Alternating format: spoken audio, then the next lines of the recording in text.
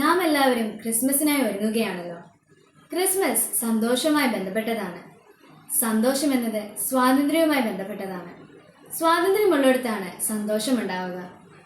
അടിച്ചമർത്തപ്പെട്ടവർക്ക് സ്വാതന്ത്ര്യവും ബന്ധിതർക്ക് മോചനവും പ്രഖ്യാപിച്ചുകൊണ്ടാണ് യേശു ക്രിസ്തുവിന്റെ വരവ്.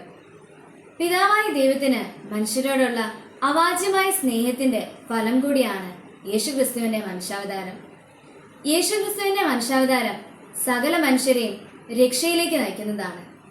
അങ്ങനെ ചിന്തിക്കുമ്പോൾ രക്ഷയിലേക്ക് നയിക്കുന്ന ക്രിസ്മസ് സമാധാനത്തിന്റെയും സന്തോഷത്തിന്റെയും ആഘോഷത്തിന്റെയും വരവ് അറിയിക്കുമ്പോൾ നേരത്തെ സൂചിപ്പിച്ചതുപോലെ സ്വാതന്ത്ര്യവും സന്തോഷവുമായി ബന്ധപ്പെട്ടതാണ്. 2 കൊറിന്തോസ് 3:17 കർത്താവ് ആത്മാവാണ്, കർത്താവിന്റെ ആത്മാവ് ഉള്ളിടത്ത് സ്വാതന്ത്ര്യമുണ്ട്. ഡിസംബർ 25 നാം എല്ലാവരും ക്രിസ്മസ് ആഘോഷിക്കുമ്പോൾ നമുക്ക് ചുറ്റുമുള്ളവർക്കും വലിയ സ്വാതന്ത്ര്യം അനുഭവിക്കട്ടെ. വ്യത്യസ്തരായ മനുഷ്യരും വ്യത്യസ്തരായ സമൂഹങ്ങളും ഏകസത്യദൈവമായ യേശു ക്രിസ്തുവിന്റെ ജനനം ആഘോഷിക്കട്ടെ. ഭൂമിയിൽ ദൈവകൃപ ലഭിച്ചവർക്ക് സമാധാനം.